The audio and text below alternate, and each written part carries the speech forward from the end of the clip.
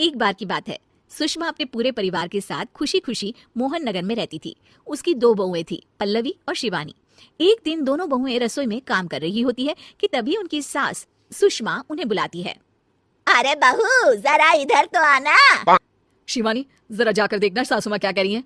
दीदी आप ही देख लो ना जाकर, आपको भी तो सुनाई दे रहा है। अरे मैं आटा गूंद रही हूँ ना, तुम चली जाओ। हाँ तो मैं भी तो सब्जी काट रही हूँ ना दीदी। अरे बहू, जल्दी आओ। ओह, ये तो जाएगी नहीं, मैं ही जाकर देखती हूँ कि क्या करना है। पल्लवी सुषमा के कमरे में जाती है। जी मम्मी जी, क्या हुआ? शाम को घर पर कुछ मेहमान आने वाले हैं, तो तुम अच्छा सा खाना बना लेना बहू।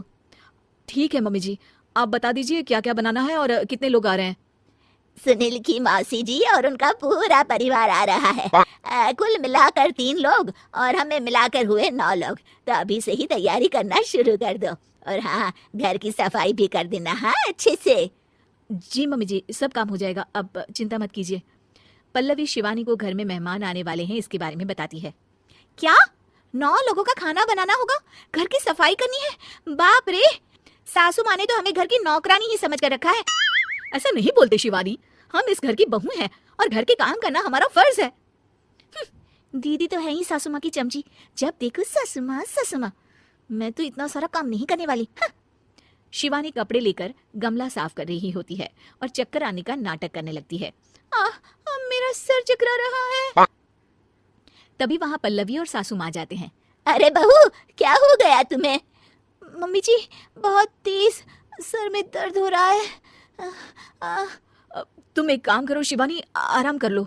नहीं नहीं दीदी, घर में मेहमान आने वाले हैं, मुझे आपकी मदद करनी चाहिए। अरे कोई बात नहीं शिवानी, तुम आराम कर लो, मैं सब काम कर लूंगी। ठीक है दीदी, अगर आप इतना कह रही हैं तो आराम कर लेती हूँ। शिवानी आराम से अपने कमरे में मैगजीन पढ़ रही होती है।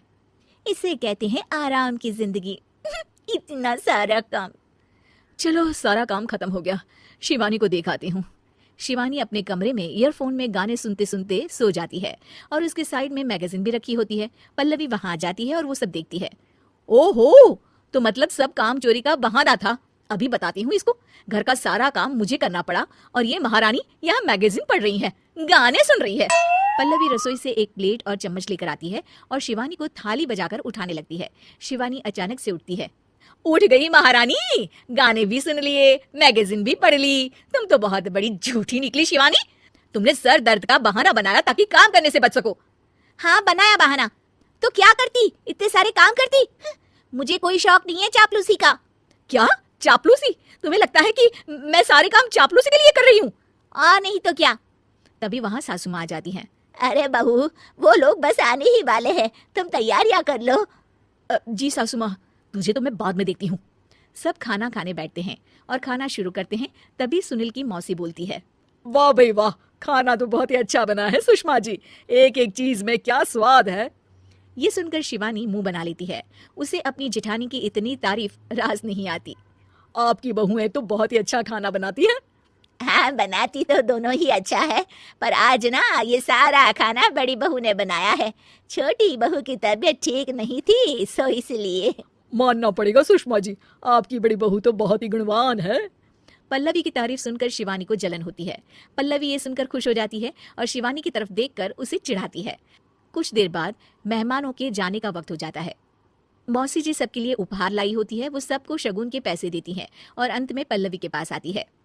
तुम्हारे लिए शगुन का लिफाफा तो है ही, पर बहू तुम्हें एक और उपहार भी मिलेगा इतना अच्छा खाना बनाने के लिए। मौसी अपने सोने के कंगन निकालकर पल्लवी को पहना देती है। ये लो, ये मेरे मनपसंद कंगन है, अब से ये तुम्हारे हुए। धन्यवाद मौसी जी। ये देखकर शिवानी तो पूरी तरह से जल जाती है और गुस्से से रसोई में चली जाती है। तभी वहां पल्लवी आ जाती है और उसे अपने कंगन दिखाने लगती है। देवरानी जी, अब आपका सर दर्द ठीक तो है ना? मुझे लगता है कि अब सर दर्द शुरू हो गया होगा आपका।